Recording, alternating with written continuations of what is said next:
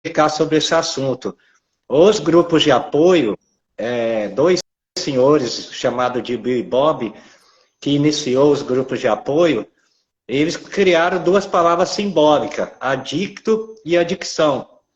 Porém, para a família é difícil entender essas duas palavras, porque a Organização Mundial de Saúde, o Ministério da Saúde, o pessoal da saúde mental, eles não utilizam essa palavra adicto e adicção. Na palavra adicto, eles usam a palavra transtorno mental, e na adicção, eles usam a palavra, a sigla F, F10 álcool, F12 maconha, F14 derivado da cocaína, F16 viciados em remédio, farmacodependente, e F19 quando mistura algumas drogas. E então a família às vezes fica pensando o que é esse adicto, né? Adicto é o homem ou a mulher cuja vida ficou controlada pelas drogas, que é controlada pelas drogas, pelo álcool, pelo vício do remédio e assim por diante. Prova disso, para entender, existem vários grupos de apoio.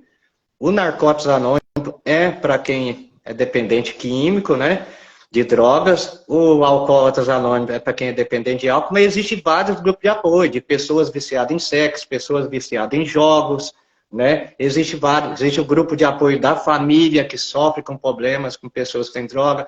Então tem que entender. Porém, o Ministério da Saúde, ele não entende esses linguajares. Eles usam o CID-10, que é o transtorno mental, e o ZEF, que é o segmento, que tipo de transtorno que é.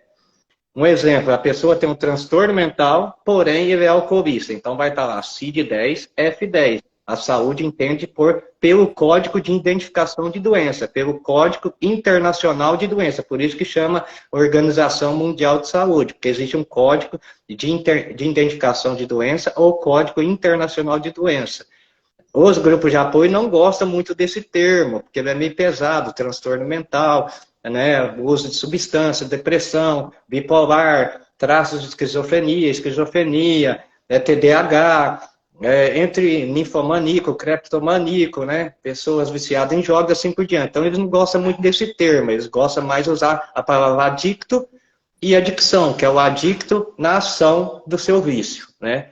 Então só para explicar um pouquinho, porque tem dois públicos aqui, senão eles ficam meio perdidos, né? Sim, As famílias, a gente fica passando conteúdo só para quem teve problema com drogas, e a gente também quer ajudar essas famílias também, né, Eliane? Sim, com certeza, Paulo, porque se a gente não ajuda... Gente, eu entendi, Paulo, que o primeiro passo quem teve que dar foi eu. Eu entendi isso, tá? Eu tô falando que foi o que resolveu. Por que eu tive que dar o primeiro passo? Porque eu precisei entender como funcionava. Se eu quisesse conviver ali até a situação e tomando uma forma para ele aceitar o tratamento, eu tô falando como família agora. Vamos lá, eu quero que vocês olhem para mim como família.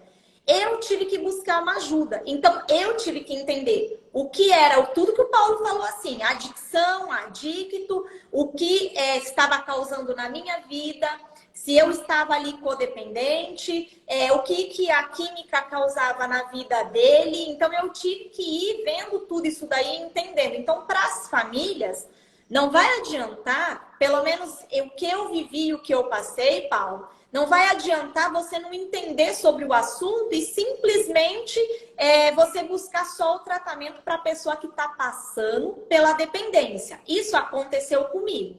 Quando eu busquei ajuda, quando eu comecei a conhecer e a entender, tudo começou a ficar mais fácil. Até então, que hoje eu trabalho no centro terapêutico e acompanho tanto as famílias quanto os meninos que estão internados lá. Então, isso para mim foi muito importante. E eu acredito, família, vocês que estão aqui, que são famílias, o Paulo falou até de outros tipos de vício. Porque as pessoas acham, né, Paulo, que não existe outros tipos de vícios, né? E tem vícios aí que você nem percebe que está acontecendo e a sua vida só está indo para o buraco. Você está refém daquilo. Ele falou de um vício aí, vício de jogos de pornografia. Gente, são vícios terríveis. Terríveis. Então, assim, eu quero dizer para vocês, família, para vocês buscarem entender como funciona. como é, o que acontece, que você vai conseguir também conduzir essa pessoa que está próxima a você. Tô certa, Eliane, tá Paulo? certíssima.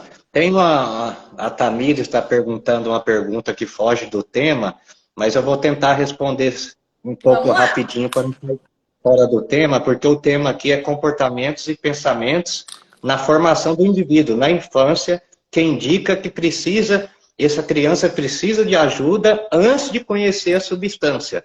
Por Paulo, causa do transtorno vamos, mental. tá, antes de você responder, vamos fazer assim.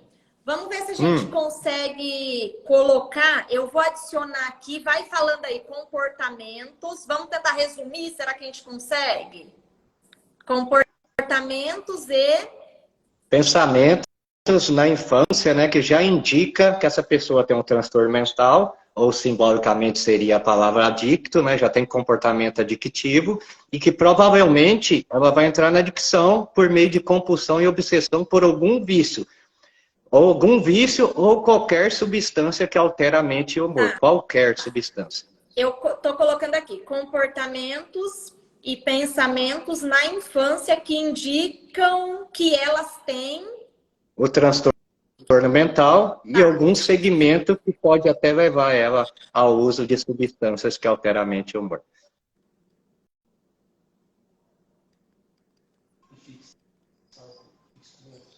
Entendeu? Eu entendi, mas eu tô tentando resumir.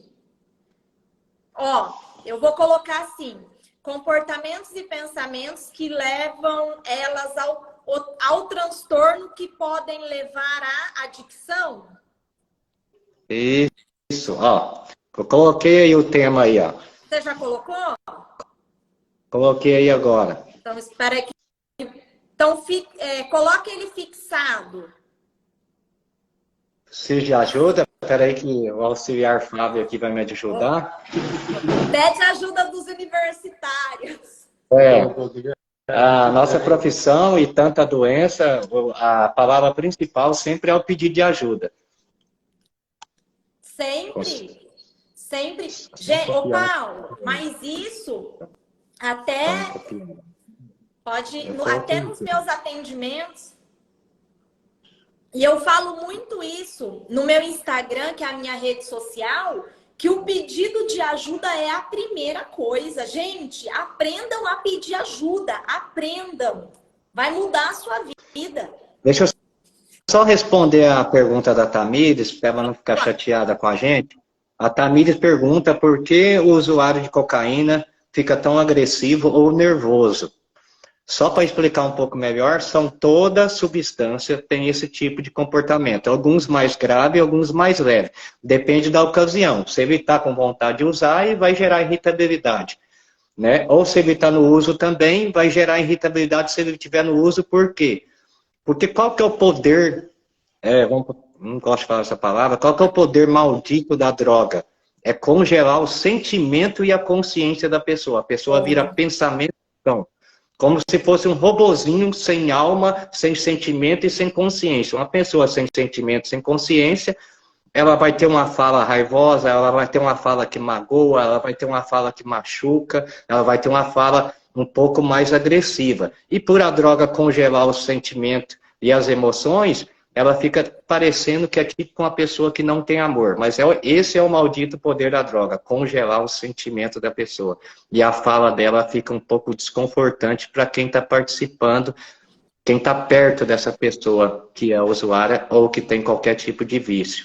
Mas a cocaína, o crack tem esse comportamento, e existe comportamento quando ele está com vontade de usar, e ele está criando uma situação para poder usar mais, né? Que é ou se vitimizando, ou inventando alguma briga até para a esposa ou a mãe colocar aí para fora de casa, que talvez é a tática dele mesmo, que alguém saia de casa ou que ponha ele para fora de casa para ele possa usar à vontade, né? Ou também é porque está com vontade de usar, ainda não usou as primeiras ainda, e aí gera oscilação de humor, porque o organismo e a mente estão sentindo falta daquela substância para não sentir sentimentos e emoções.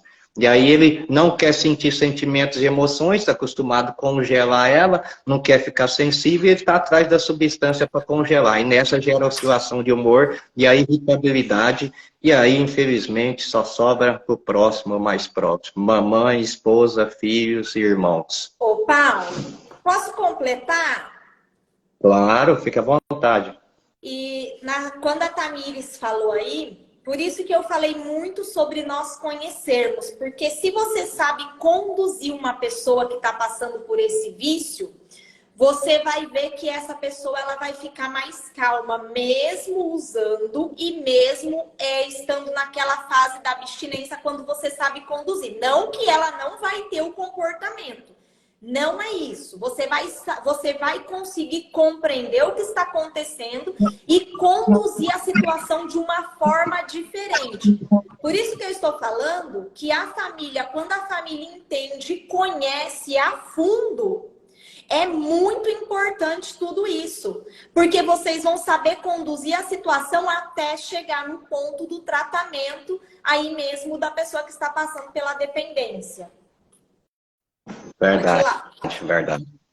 E aí, voltando ao tema que está fixado na tela, a nossa maior preocupação, quando eu comecei a estudar sobre a minha doença e depois estudando como ser terapeuta para explicar sobre a doença, e aí depois você começa a estudar a doença do paciente, do acolhido, do aluno, dentro da clínica, o que acontece? Você tem que estudar sempre a biografia da formação do indivíduo. Sempre a história dele, desde a infância, desde quando ele lembra. Costuma ali dos seus 6 aos 14 anos, está o mistério de tudo ali, está todo o segredo, onde que a gente tem que perceber. E hoje já passou mais de 40 mil pacientes na minha carreira, vai completar 13 anos agora em março. E sempre você estudando, a gente não estuda a droga e o álcool no indivíduo. A gente estuda o que levou ele a congelar sentimento e emoções. O que levou a ele a curiosidade de usar drogas e o porquê esse amor que não quer fazer o divórcio da droga. E aí você percebe que na formação do indivíduo, essa criança, e é hereditária, hein? Vai até a 4ª geração, pode nascer nos meus netos. Eu identifiquei numa filha minha, na outra não, que ela puxou a predisposição mais da mãe, a outra já puxou mais a minha na genética, e essa filha minha, ela tem comportamento adictivo, ou do transtorno mental, linguajar da saúde. Então dá para perceber, estudando o histórico desses 40 mil pacientes, no inventário pessoal, de traumas, de comportamentos dos seus 6 anos aos 14 anos de idade, você percebe que essa pessoa já tinha um transtorno mental. E ele é hereditário, vem da árvore genealógica ou da linhagem da mãe ou do pai até a 4ª geração. Você vai investigar a linhagem, Eliane, da mãe ou do pai, tem pessoas na família da linhagem da mãe ou do pai que tem bipolar, tem fragilidade emocional, tem depressão leve, moderada, crônica, com episódio psicótico, já tentou se matar, foi internado na psiquiatria, já fez coisas perigosas que quase deu fim na sua própria vida. Você vai buscar na árvore, assim, estudando o paciente, ele começa a contar, você começa a fazer uma investigação na família, quando nós, terapeuta, falamos com a família, você percebe que já tem esses traços de transtorno, ou na linhagem da mãe ou no pai, até a 4ª geração. Nos tios, a gente consegue identificar bastante, nos irmãos dos pais, nos irmãos da mãe. E esse transtorno mental, ou a palavra simbólica adicto, ele tem 3 aspectos. E isso já está lá na infância, que é complexo de inferioridade, racionalização e a vergonha. Ele já tem esses 3 comportamentos desde a infância. Essa criança já se sente diferente, desde a infância ela se sente diferente. E às vezes a mãe e o pai sabem que tem isso, mas para esconder da família, esconder da sociedade, ou até mesmo não sabe o que fazer, e às vezes, por isso que essa live, porque às vezes essa criança precisa de ajuda desde pequeno, e se tivesse ajudado ela desde pequeno, se ela não conhecesse as drogas por uma raiz cultural negativa, não tinha ativado essa compulsão de obsessão pela essa substância que estraga tantas famílias. Ô, Paulo, você falando, eu estudo muito sobre essa parte que você falou dos pais. Assim, eu acho que é uma das partes que eu sou mais apaixonada em olhar essa coisa que vem mesmo de família para família. Agora fugiu um nome aí, você acabou de falar, eu sempre falo, mas que vem passando de geração em geração. E assim, você falando, eu vou voltando lá atrás em muitas coisas que eu já tenho visto e realmente essa criança, quando ela começa a sofrer tudo isso, quando ela é pequena, quando ela começa a ver dentro da casa dela ela já vem com isso, mas ela consegue ver uns comportamentos diferentes, ela começa a ver uns pensamentos diferentes, talvez os pais com pensamento de morte, não quer viver, os pais aí super ansiosos. Então, vocês precisam ficar atentos, porque agora eu vou falar de um lado para quem tem filhos pequenos. Talvez você olhe para o filho e você fala assim, olha, o meu filho, olha o comportamento, olha esse comportamento, é desse jeito. E você acaba jogando mais comportamentos ruins sobre o filho. Por quê? Porque é muito agitado, porque não sabe se comportar, porque o menino só é vergonhoso, fica no canto. Mas por que essa criança está assim? Então eu senti de colocar para vocês aqui, porque talvez está acontecendo isso com uma criança que está próxima a você, que é a sua criança hoje. Só que o Paulo acabou de falar. E daí os pais? Quem é você? Quem é você hoje com esse filho? Porque o Paulo acabou de falar que vem lá de trás. Talvez o pai e a mãe é depressivo, ou talvez tenha o transtorno bipolar, talvez é uma pessoa ansiosa. O Paulo acabou de falar tudo isso para vocês. Então, vocês julgam a criança que está aí com 4 anos, 5 anos, 3 anos, 6 anos, eu não sei qual a idade.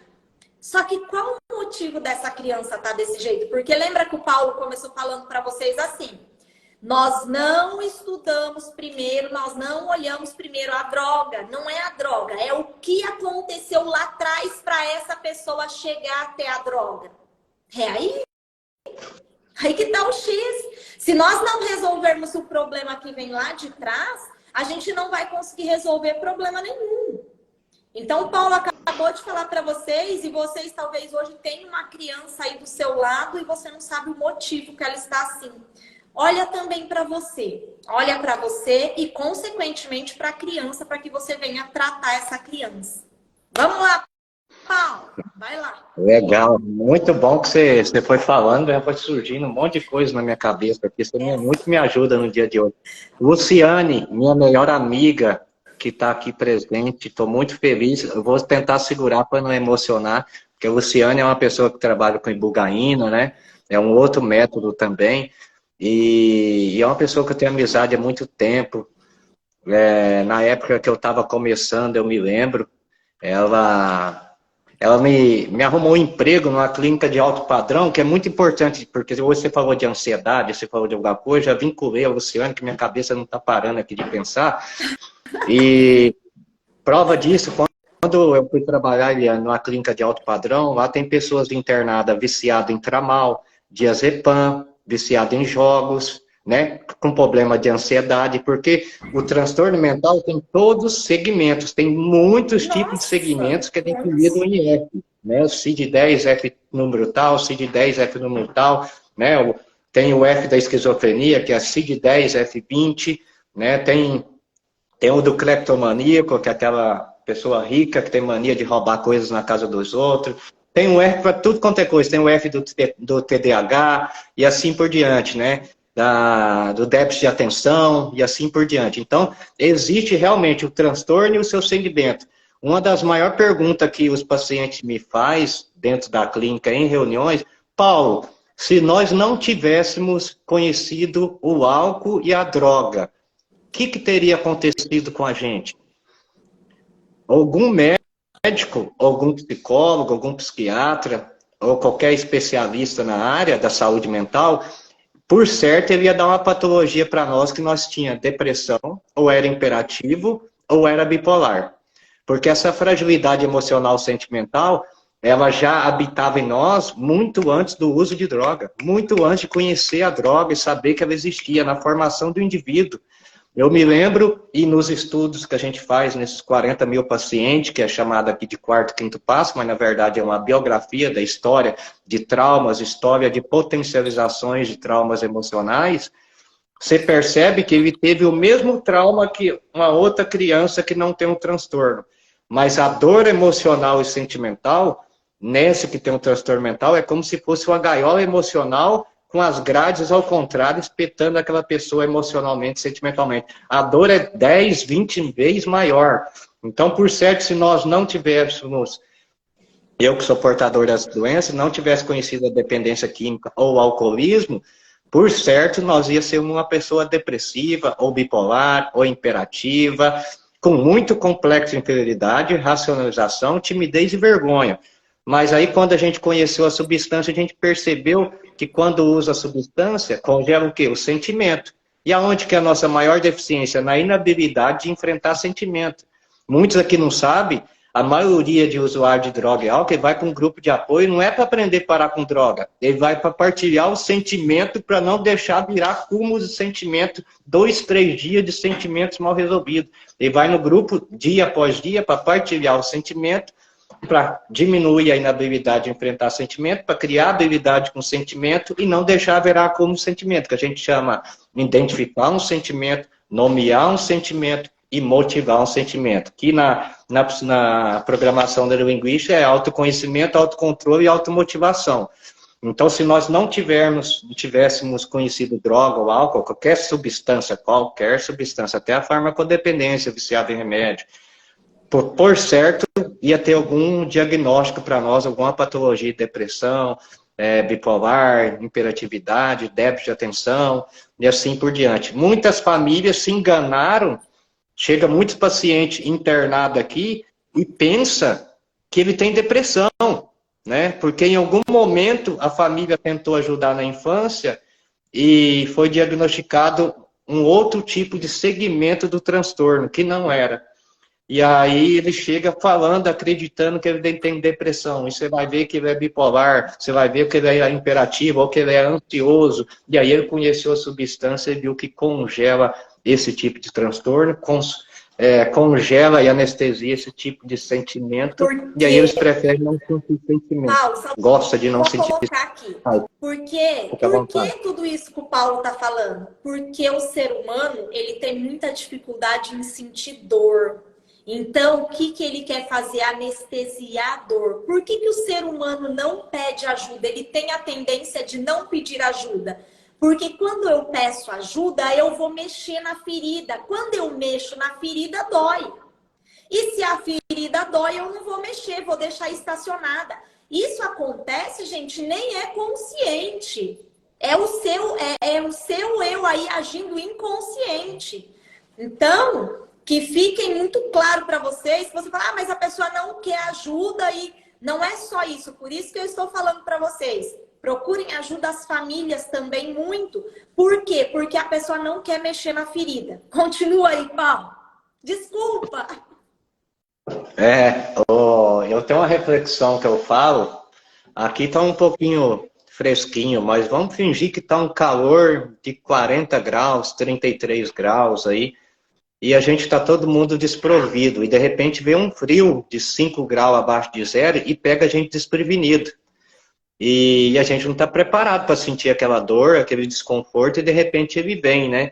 Então a preparação de entender sobre isso, eu gosto de falar aqui dentro da clínica, primeiro aprende, estou falando do lado emocional e sentimental. Aprenda a sentir dor, conhecer a dor e aprender como sair da dor. Porque, infelizmente, por ser um transtorno, é uma deficiência na parte neurológica ligada ao emocional sentimental. Resumindo, nosso corpo, que temos o transtorno, ou que somos adictos, ele não produz a substância dopamina, serotonina e a ocitocina, que é responsável pela felicidade. Nosso corpo não produz esses hormônios na quantidade que as pessoas que não têm o transtorno produzem. Então não adianta, tem pessoas que falam, mas todo mundo tem problema emocional. Tem, realmente, mas nós não produzimos os hormônios que é mandado para o cérebro que é a dopamina, a serotonina, a ocitocina, que é responsável pela atividade, nós produzimos muito pouco, nós temos essa deficiência. Então, nós vamos ter até a tampa do caixão se fechar, nós vamos ter esses problemas emocionais e sentimentais, essa fragilidade emocional, sentimental mais frágil do que uma tacinha de cristal. Vai seguir nós a vida inteira. Agora, como eu vou aprender a lidar com essa dor? Como eu vou tentar sair da linha de equilíbrio de tristeza e voltar para a linha de equilíbrio chamada de saúde mental, o equilíbrio emocional que estabiliza o sentimento, que estaciona os comportamentos? Então, eu preciso exercitar e praticar, porque é deficiente. Mas sabe qual que é o lado legal, Eliane? Qual? Tem uma parte que é deficiente, mas a outra não é.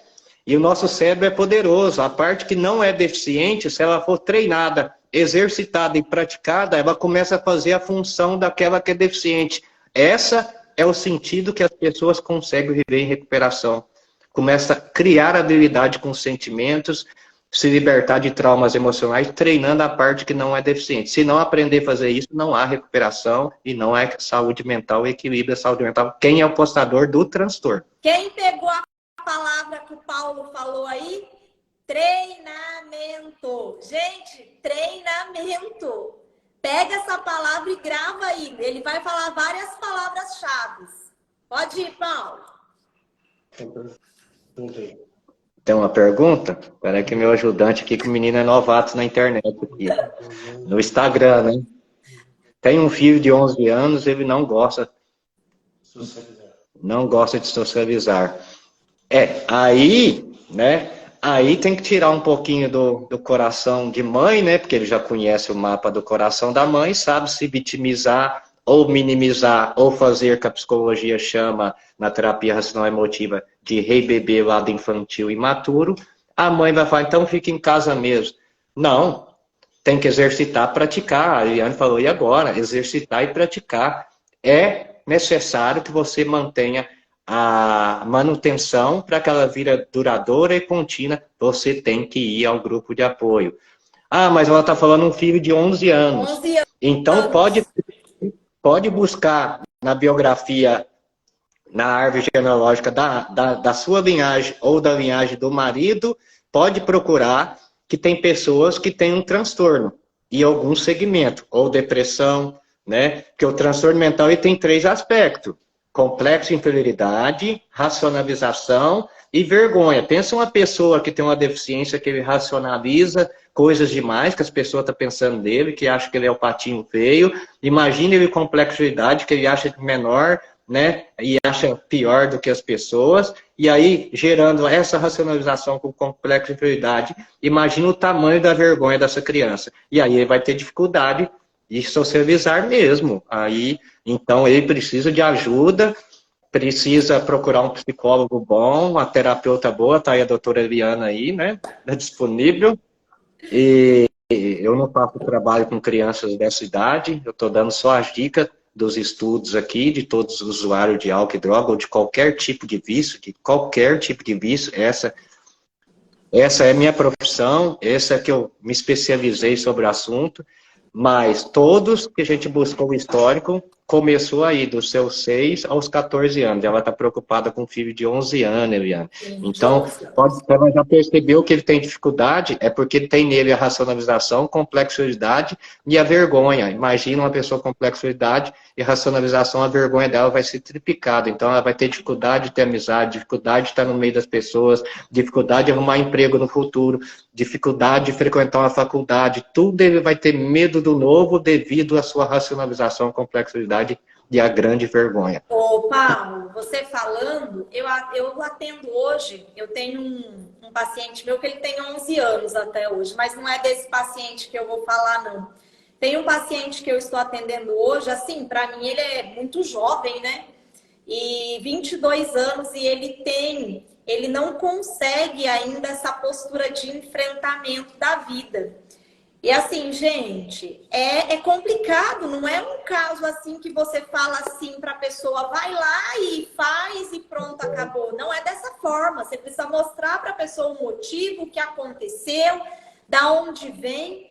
E você vê assim que são fatos simples, para mim, tá? Para mim, eu estou falando para mim agora.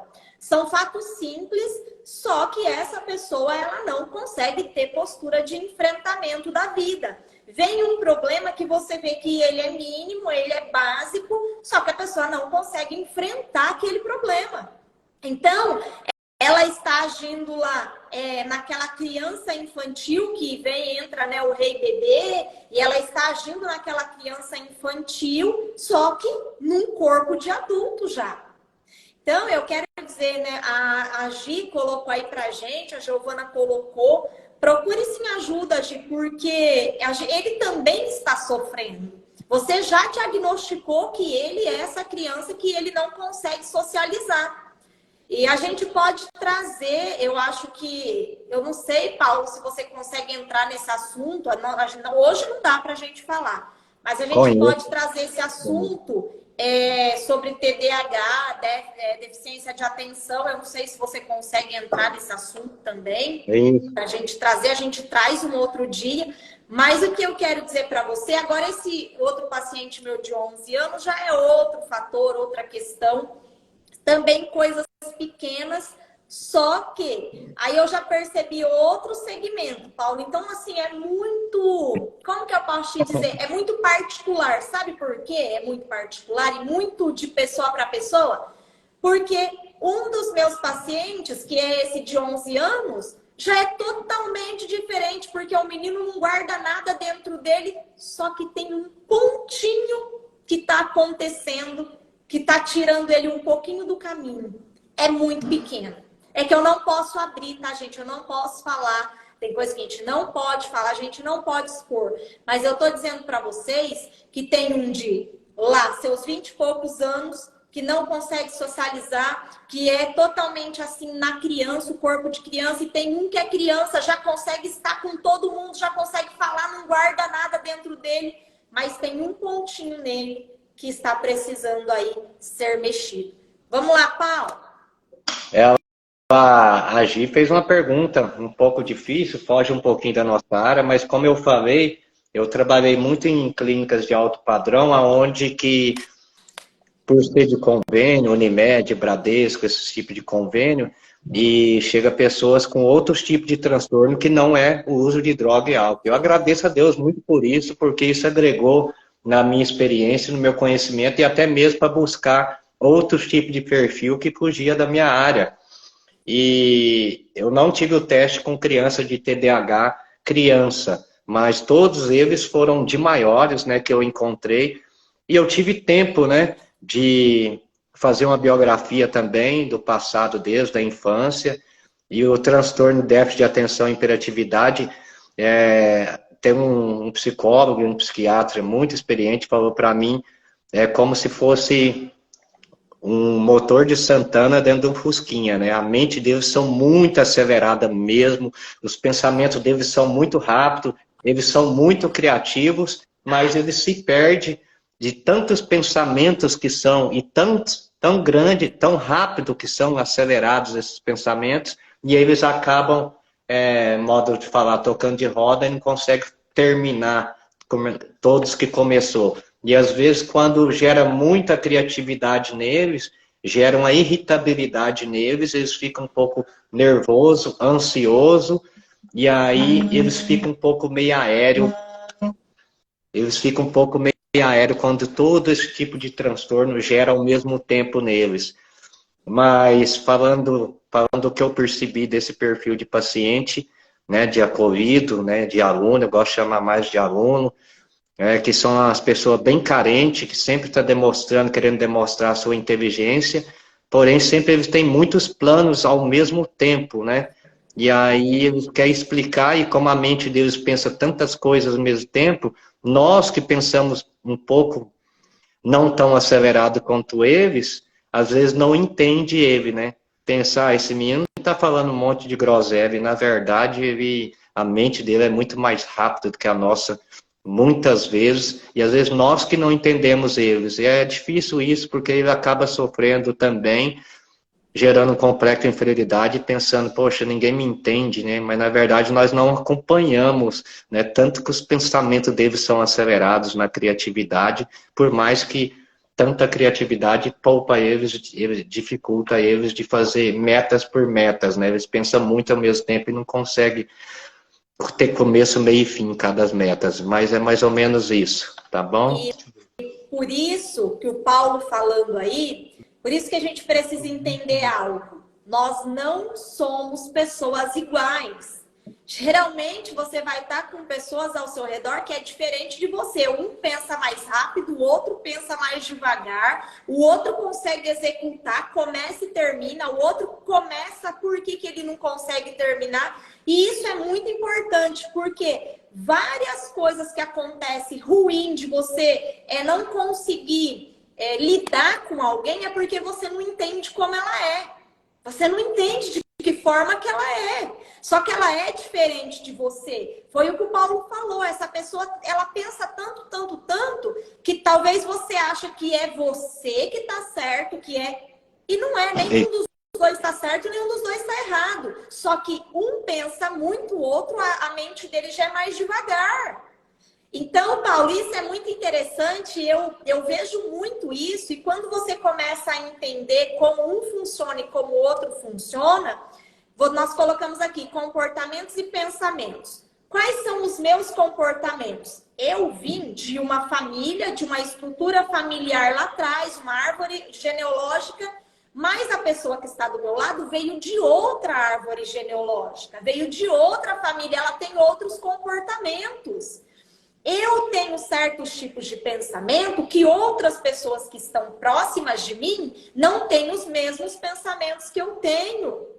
E eu vou ter dificuldade em algo, eu passo por uma dificuldade até hoje. E o Fábio ainda me cobra até hoje por isso. Gente, olha que dificuldade. É assim, para mim, na minha cabeça, prestem atenção aqui, eu vou falar agora de algo meu. Na minha cabeça é muito difícil. Só que eu olho e eu falo, mas é muito fácil, por que eu travo?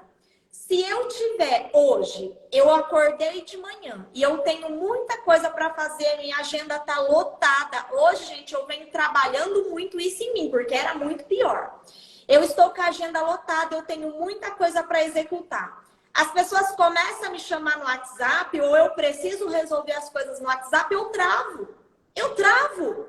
Simplesmente é como se me bloqueasse, o meu cérebro bloqueasse e eu ficasse assim, na minha cabeça. Eu quero que vocês entendam a minha linha de raciocínio.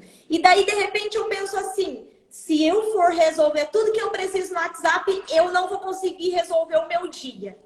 É como se a minha cabeça, ela entrasse em pane mesmo.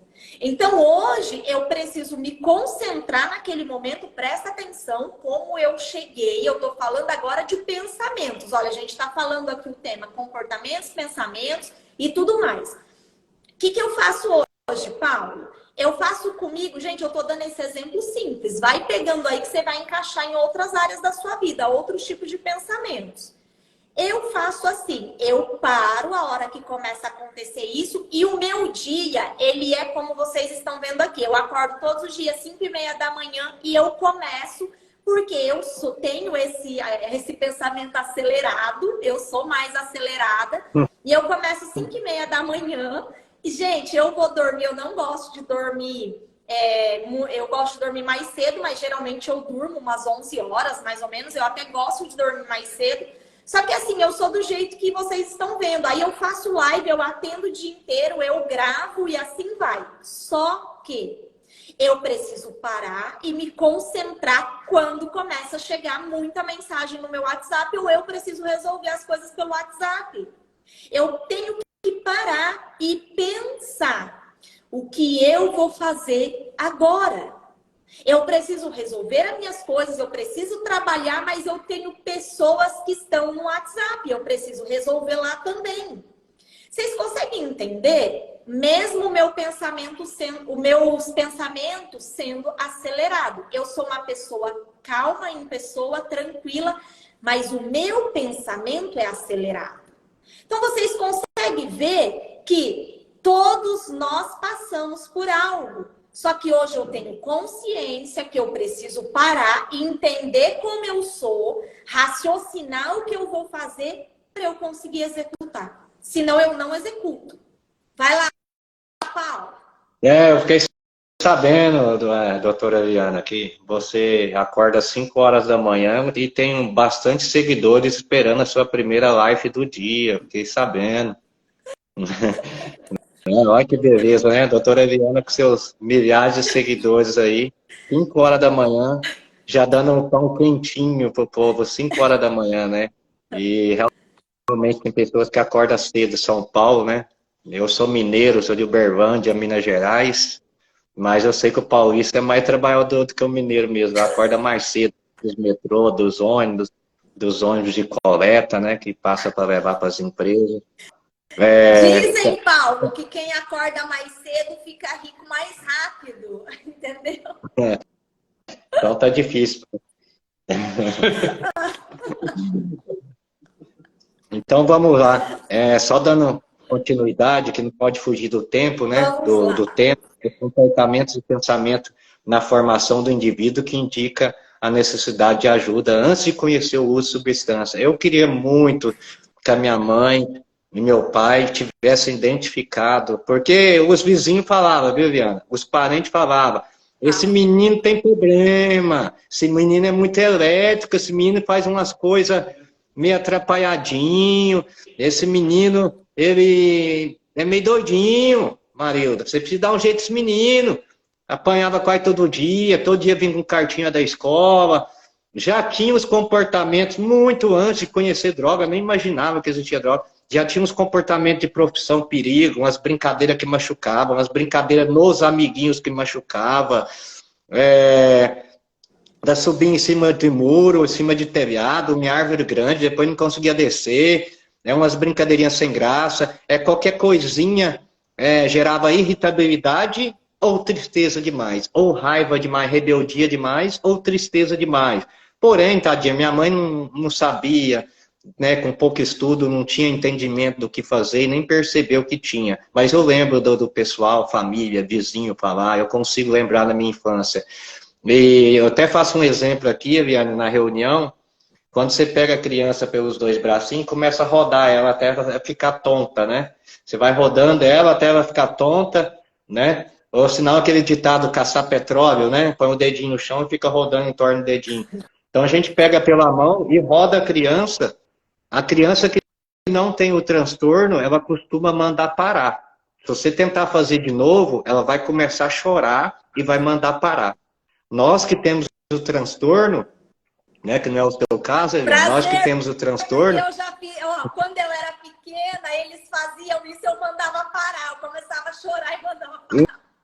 Então, você não tem o transtorno, porque nós que temos o transtorno, roda nós uma vez e fala, quero de novo. De novo, de novo, de novo. Não, mas de novo, de novo, de novo, de novo. Nós quem sempre já está atrás dessa adrenalina e desse prazer, desse negócio perigoso. E aí, quando manda parar, que o pai manda parar, ou a mãe manda parar, ou o irmão manda parar, fala, não, eu não quero fazer mais, já cansei. A gente dá birra, fica bravinho e quer que continue rodando. Quer sentir aquela sensação de novo, de tontura, para sair, que a gente sente saindo um pouquinho da gente não ser, da gente ser diferente das outras pessoas. O uso de droga e álcool, ele está muito ligado a congelar o sentimento, porque eu não quero demonstrar às pessoas que eu tenho um sentimento frágil emocional, sentimental. Ainda mais do homem, com a raiz cultural que macho é homem, não chora, que tem que ser o líder, não sei o quê. Para o homem que tem um transtorno, admitir que é adicto ou que é frágil emocional, é mais difícil ainda. Então, ele quando conhece a substância, seja qualquer substância que altera a mente e o humor, ele vai pagar esse amor platônico, porque ele não quer deixar de demonstrar para ninguém que ele tem inabilidade de enfrentar sentimento, que ele está preso em gaiolas emocionais de traumas emocionais que potencializou o seu transtorno na infância. Então ele costuma apaixonar pela droga, por qualquer substância, para poder não demonstrar fragilidade para ninguém. E aí piora, aí começa a montar uns personagens de malandrinho, de bandidinho, ou vários outros tipos de personagens maldosos, para não demonstrar que é frágil, para ninguém perceber a sua fragilidade emocional, sentimental. Isso hoje, quando eu lembro que isso é muito triste, que agora Agora, depois que vem para um tratamento, Eliana, o mais difícil não é parar com droga, não. É abandonar os personagens e os defeitos de caráter. Realmente. E descobrir que muitos defeitos de caráter meu não são qualidade, eu acreditava que era qualidade, não é. Paulo, eu acredito que a live, a sua começou a travar, eu acredito que ela vai cair. Vamos tirar um print antes disso. Vamos tirar um print. Eu já vou falar aí algo. Podemos tirar um print? Eu vou tirar. Podemos. Eu tiro e te mando. Eu tiro e te mando. Faz uma pose aí. Ixi, é difícil, hein? Vamos lá, vamos lá.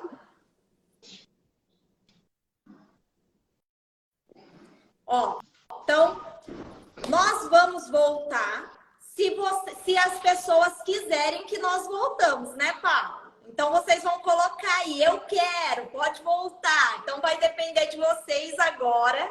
Se vocês quiserem que a gente continua, a gente vai combinar aí os dias que a gente consegue estar fazendo live para vocês. Então, coloquem aí, gente, quero mais, coloca um joinha. Eu não sei o que vocês vão colocar, mas nós vamos esperar vocês colocarem. Eu quero, então vai, gente, volta. Porque o que você acha, Paulo, da gente ver para a gente voltar? Eu não sei, a gente ainda vai combinar mais uma vez na semana ou a cada 15 dias, se você aceita? Tem que ver, tem que ter um jeito, né? Porque a missão é ajudar vidas, a missão é dar o equilíbrio emocional, a missão é dar esperança e confiança para as famílias e até para as pessoas que passou por um tratamento, porque eu vi a companheira perguntando o que eu faço após o tratamento, o que eu posso ajudar na recuperação do esposo dela, ela perguntando. A única mal notícia é que é responsabilidade pura dele, só dele. A doença é dele. Quem tem diabetes tem que cuidar da sua diabetes, tem que se prevenir da diabetes. Quem tem pressão alta tem que medir a sua pressão, tem que procurar não comer comida que aumenta a pressão.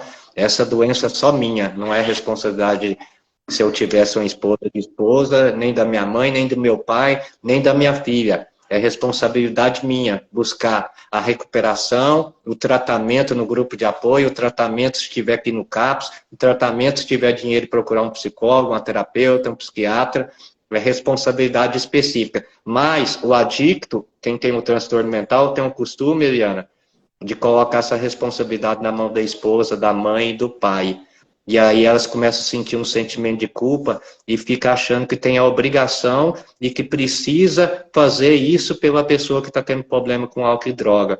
E, na verdade, essa responsa sempre foi só minha. Chega um tempo da maturidade da recuperação, que ele vai chegar um dia, que não existe mais culpado e justificativa. É só responsabilidade minha mesmo. Eliane, estou muito agradecido, como diz a Xuxa, de estar com você, brincar com você, estudar com você, aprender com você. E vamos sim marcar uma vez por semana, sabe que a minha vida aqui é meio corrida, né, no mundo das clínicas. Ah, você vai e nos dando abandonar? palestra. Mas não, eu tenho que. Nós vamos dar continuidade sim. Daqui um dia tem um outro companheiro também que está estudando bastante, que vai vir ajudar nós. E Deus vai abençoar todas as coisas. Então, o que eu tenho que fazer agora? Eu sou novato nisso aqui. Ó, eu vou Ajuda o fazer mineirinho. assim. Ajuda o Eu vou mineiro dar aqui. tchau, eu vou dar tchau pro povo e você vai, depois que eu sair, você dá tchau aí, eu vou dar tchau então já, para que essa live não caia. Na verdade, eu acredito que você que vai ter que me remover aí, mas espera eu dar tchau. Gente, eu quero agradecer de todo o meu coração. Depois, Paulo, salva a live, tá? Tem a ajuda dos universitários aí do seu lado, os universitários vai te auxiliar, eu tenho certeza disso. Então, os universitários vão te auxiliar, mas eu que quero agradecer de todo o meu coração. Você sabe o meu posicionamento diante de você. Você é incrível, eu aprendo muito com você. Eu amo quando você fala comigo, eu amo o seu não, eu amo o seu sim. E principalmente, né, o não, que a gente aprende muito com o não também. Então, eu quero agradecer de todo o meu coração pela pessoa que você é. Gente, quero agradecer por todos vocês que estiveram aqui. Eu vou sim pegar no pé do Paulo. Pode ficar tranquilos que eu vou ficar responsável por isso e o Paulo vai fazer live com a gente e vai nos ensinar muito, muito, muito. Então, beijo no coração. Eu acredito que você que tenha que me remover. Paulo, obrigado. Por nada, eu que agradeço a presença, o incentivo para mim começar esse trabalho. Eu sei que muita gente pegou no meu pé durante anos, mas a missão era necessário mais aprendizado, mais bagagem, mais cuidado com os pacientes primeiro. Agora eu estou numa clínica que é menos paciente, sobra tempo para me ajudar as pessoas que já vêm me pedindo há anos, para que eu chegasse igual você está no Instagram, porque sou mineirinho do interior, então estou aprendendo com você, você que vem me ensinando como que faz isso aqui, e está aqui, né? Então também depende muito de você para dar continuidade, né? Do companheiro que vem ajudando aqui também, que é companheiro também, e para que a gente dê continuidade aí sim, para ajudar essas famílias, e principalmente esses ex-pacientes e as pessoas que te seguem também, que eu sei que hoje em dia, antigamente, era um integrante em cada 10 famílias, agora praticamente uma família grande, todos têm um integrante que tem problema com vício dentro de casa hoje em dia. E dói a Deus gente ver isso. abençoe. Amém. Deus abençoe. Me remova aí, que eu acho que é você que tem que remover. Beijo, gente.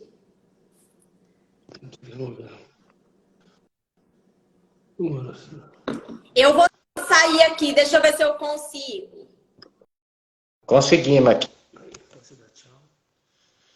Pessoal, boa noite. Tchau para vocês, né? Tá aí meu endereço no Instagram, aí vocês vão achar meu Facebook, fazer uma brincadeirinha no final, né? Paulo Nunes só tem eu e o jogador do Palmeiras, né? Então não é difícil achar na rede social. Tem muitas reuniões minhas lá no meu Instagram. Eu comecei a postar ontem, mas eu tenho muitas, né? E obrigado, meus ex-pacientes que estão aqui presentes, acompanhando, sinal que vocês estão em recuperação, estão na novidade de vida, na nova maneira de viver. Meus parabéns, vocês foi muito importante na minha vida, porque foi estudando vocês também que essa live saiu desse jeito no dia de hoje. E sem palavra, doutora Eliane, né? Terapeuta aí de grande crescimento, de grande conhecimento, e vem me ajudando aí, porque faz muitos anos que as pessoas querem que eu fale alguma coisa e eu não sabia como mexer no Instagram, né? Só o Facebook e o WhatsApp. Mas agora eu vou postar mais coisas no Instagram, com a ajuda dela, a ajuda do marido dela, que é meu amigo, e a gente vai postando algumas coisinhas, e no Facebook também tem. E se tiver oportunidade no privado, eu vou conversando com vocês, tá bom? Vou gravar, vou colocar no Instagram lá, vou deixar lá para vocês verem que essa reunião foi de grande crescimento, foi ótima, né? Maravilha. Carol, Deus abençoe por estar presente, minha querida, linda, maravilhosa. Todos, muito obrigado vocês. Luciane, muito obrigado, minhas amigas, né? E tenha uma boa noite e logo a gente vai estar junto aqui de novo, tá bom? Muito obrigado, boa noite. Meu nome é Paulo Nunes, terapeuta holístico, consultor em dependência química.